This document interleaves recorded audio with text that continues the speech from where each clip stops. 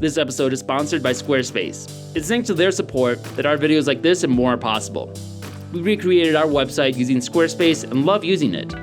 You can check out the link in the description. If you need a website yourself, get 10% off by going to squarespace.com/makeeverything. One of my early and more abstract projects that I've done was exploring the variety of materials that could be used to solve a basic need, the storing and transport of water. It's something that's easily overlooked, but crucially important. In the previous projects, I've looked at primitive found methods of storage, ceramics, and even glass blowing.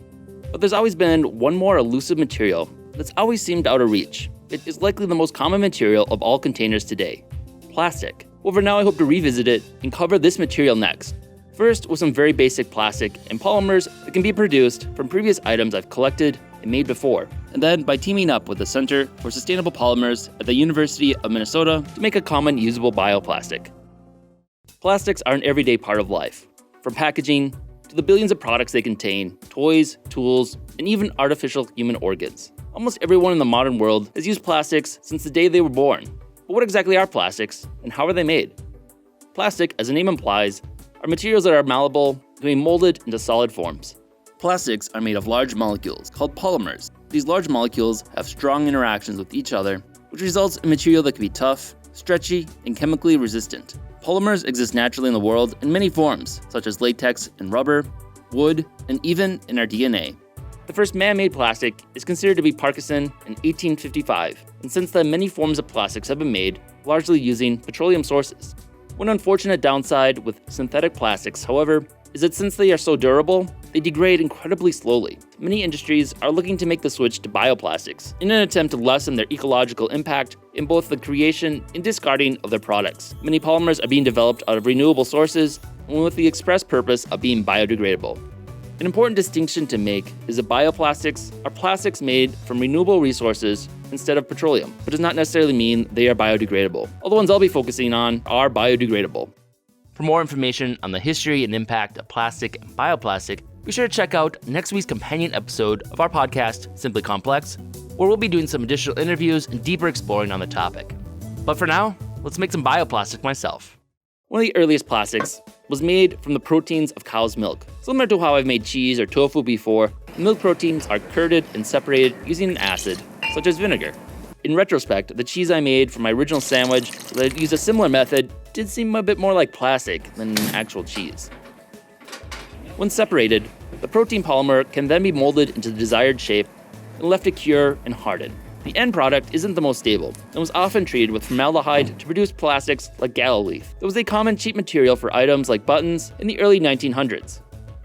Another relatively simple polymer bioplastic to make is one based on starch, extracted from things like potatoes. In the past, I've depolymerized this compound into simpler sugars through natural enzymes by malting wheat to make beer, and also by adding amylase enzymes to break down cornstarch into corn syrup. To extract the starch from potatoes, I just need to chop them up, then let the starch soak out and remove the solids. Then let the starch settle out at the bottom. Decant the water solution and rinse a few times until just a white starch powder remains. To help make the starch more pliable, another compound, glycerin, can be added. Glycerin is actually a byproduct of soap making and is produced during the soapification process. Oops. Give me a paper towel. Back when I made soap earlier this year, I actually went through and separated some glycerin for future uses like this. Separating the glycerin from the soap is pretty easy. You just need to rinse the soap solution in water and let it separate. The soap will float to the top, while the glycerin will remain dissolved in water, which can then be boiled off to leave the glycerin behind. Now, to make the plastic. Combine water, starch, vinegar, and glycerin into a solution and heat it. As it heats up and the water boils off, the plastic will start to form, can be molded and left to dry. Another bioplastic that is widely used is PLA, or polylactic acid. It could also be called polylactide.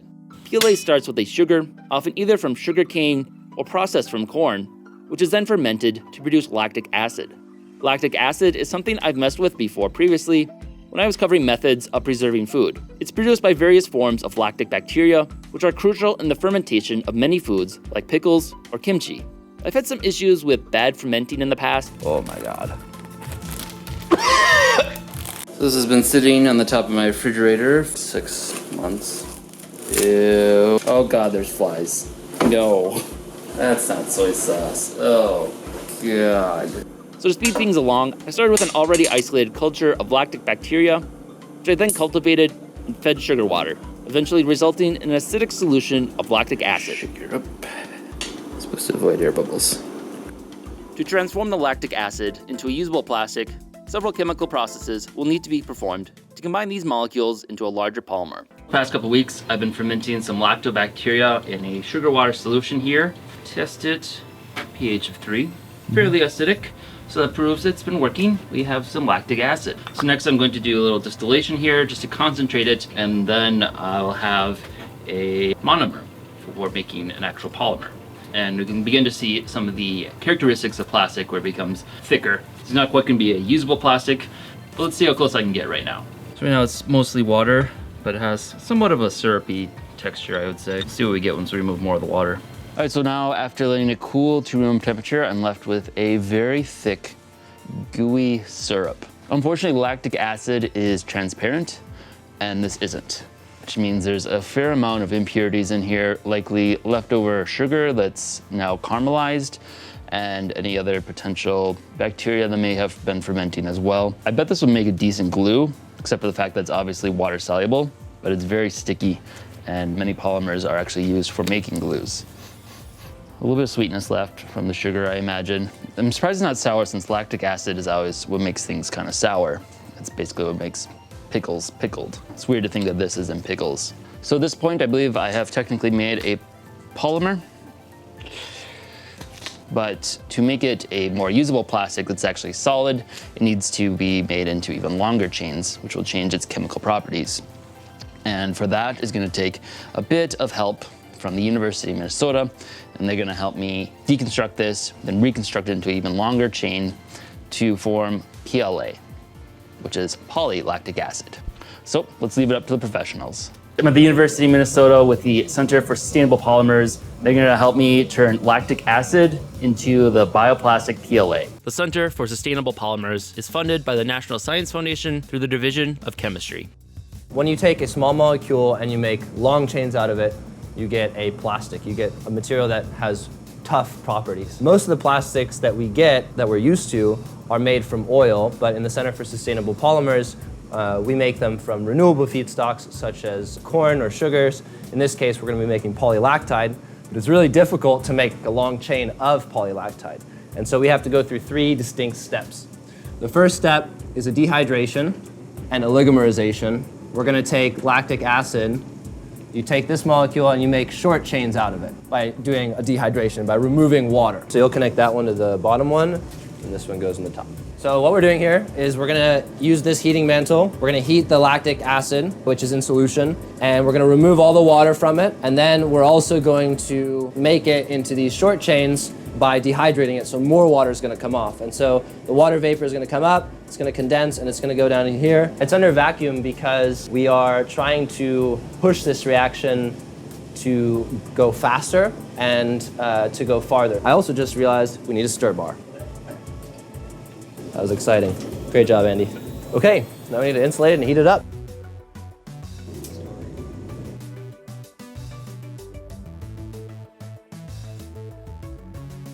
It's about 6 hours later. As you can see, a bunch of water has collected in the receiving flask, and now we're going to unwrap this and take a look and cool it down. And as it cools down, it's going to solidify, and it's going to become really thick and viscous. It's still a little warm, but you can see it's pretty thick, much thicker than the water. We've taken lactic acid and made short chains, which are polymers, but they're very, very small polymers. That's why we get this thick behavior, is because it is a polymer, but they're not very long chains. They're not suitable for making anything useful. But it's just very, very thick. You can see on the outside, it's barely moving at all. On the inside, it's moving. This is an overhand grip. All right, cool. Switch to underhand, flip back, overhand.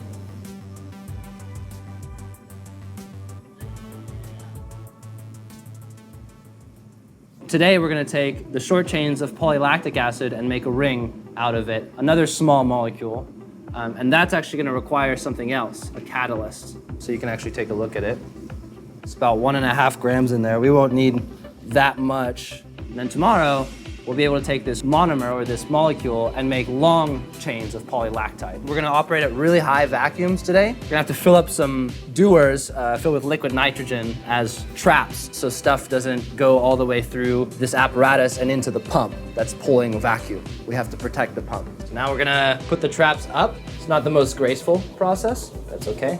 The good thing is the mess evaporates.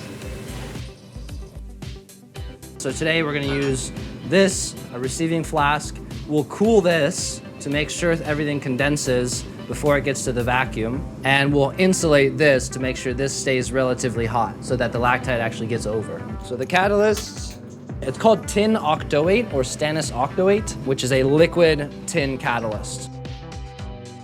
So we took the short chain polylactic acid, we added some catalyst, and then we heated it under high vacuum to pull off lactide, which is formed by the depolymerization of the polymer, which is here. And the lactide is this nice white crystalline solid, which collects in the receiving flask. Here it is, this is lactide. For the first step, you make just very short polylactic acid chains.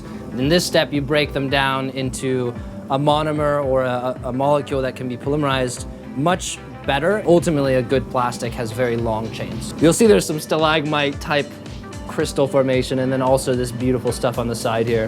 This worked really well. Pretty stoked about it. This is like where art is in science. Next, the crude lactide needs to be further purified. To do that, they added a solvent and heated it and moved it into a new flask to slowly cool and recrystallize. Then the now purified solid lactide can be separated using a vacuum filtration system. Today we're taking crystals.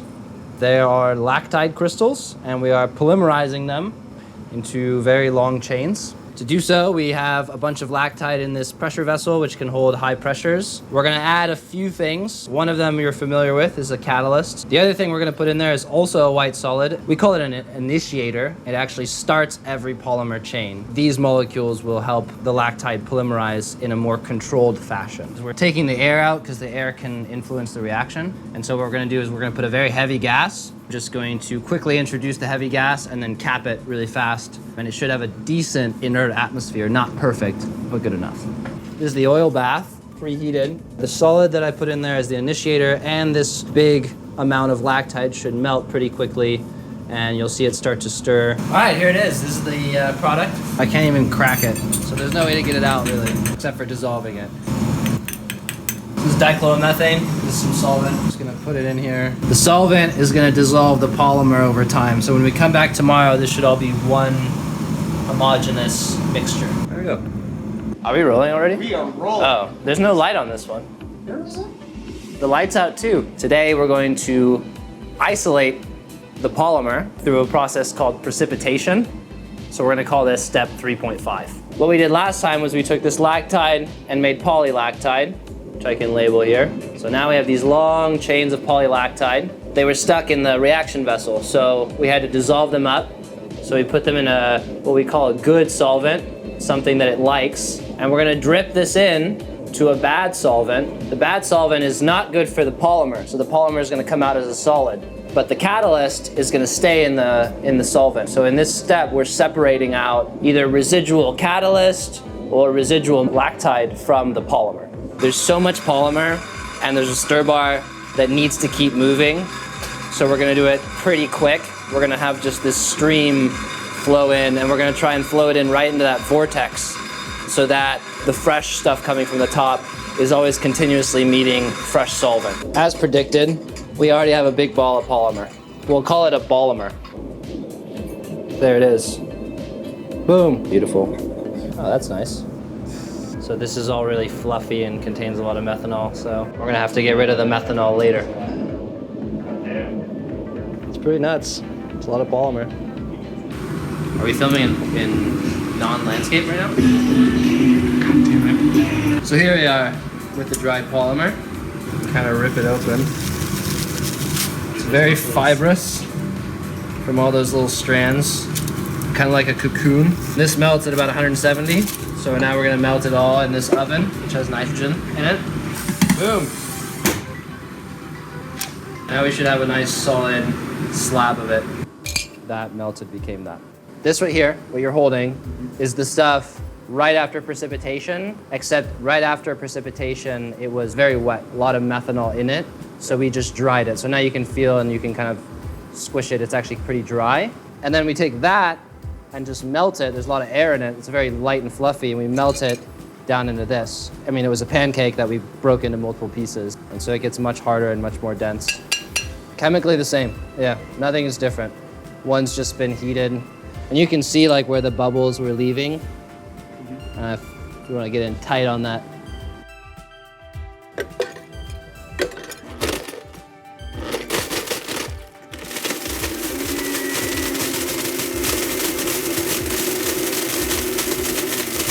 All right, so this is the final product, ready to be turned into something? Yeah, basically this is polylactide, which people turn into, most commonly you'll see it in these cutlery packets. So they'll make forks and knives and stuff. So these types of things are formed from this type of pellets or powder. It's pretty close. And so you just need to mold them into something like this. Thanks to the University of Minnesota and the Center for Sustainable Polymers, I now have some PLA. So this is actually the same stuff they use in 3D printers. So potentially this could be melted into a filament and used to 3D print a container. But I'm gonna save that for a different video. So I'm gonna do kind of a simpler method. I'm just gonna melt it on a pan at a low temperature, and it'll soften up, and I can reform it and shape it and mold it to form a cup. A little bit of a struggle to get that last one off, but I have the cup. So I did several attempts at all the different types. Some of the potato starch didn't quite dry out well enough, probably didn't boil off enough. Yeah, this batch was too wet, like mashed potatoes. This one, however, kind of worked out. Might actually hold something. Casein's all right. It cracks a lot when it dries. Can I get it out in one piece? Can I get it out in 2 pieces? Can I get it out in 3 pieces? There we go. Very holy. Would you call it a holy grail? No. What a beautiful bottle. I don't know if I want to drink out of it. Actually, it smells a little like cheese. Actually, not too bad. I broke it. I noticed the lactic acid was actually starting to harden a little bit. So I heated it up again and tried to pour it into a mold, but I ended up bursting through it and just leaving a big puddle. But then as it dried, the top layer solidified. So I tried pulling it out and seeing if I could kind of mold it. It didn't really work. It's kind of turned into like a fruit leather, like a fruit roll-up. Definitely has plastic characteristics, but it's also super sticky. Kind of gross. Ugh.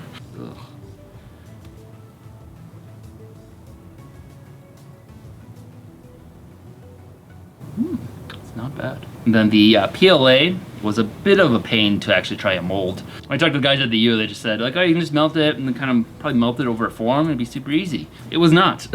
It kind of stuck to everything. Did not manage to find anything that'd be a good release.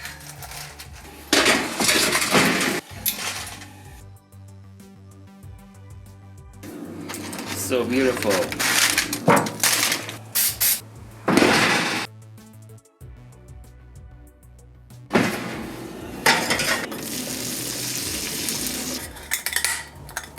I had to shatter it basically to get off of the muffin pan and got lots of burns in the process. That was not fun. Yeah, I got most of the plastic off, so hopefully my mom's not too mad about this muffin pan. But my second attempt using the tin foil was actually worked out pretty good. Sacrifices we have to make. Support us on Patreon. Let's try some chemistry. I can chemically remove it and dissolve it in hydrochloric acid. Something's happening. Yeah, it works. So there you can actually see some of the properties of plastic coming in with its non-reactiveness. You can see there's still tinfoil in here, and that's because it's coated in plastic, which gives a little protection.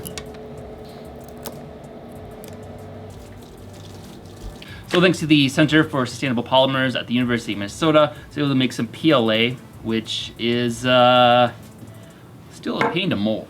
And ultimately that was kind of the biggest challenge in all of this, was that I could make plastics, but actually molding them and shaping them is pretty difficult. Definitely something I will continue to work with. Also, PLA can be used for 3D printing. Will make it a lot easier to actually form shapes. So I might be trying that in the future. This will just be the beginning of getting into plastics and polymers, and I hope to continue to produce some other better results, both on my own and with additional assistance.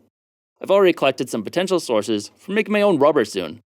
And while gaining access to a natural source of petroleum has remained a bit out of reach, I have managed to get some samples of crude oil to potentially start making my own synthetic polymers as well.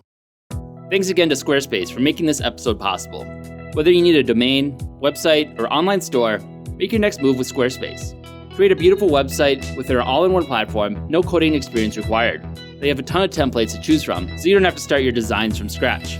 Squarespace provides award-winning 24/7 customer support, and it's simple to set up or transfer an existing domain to Squarespace, so all your websites live in one place.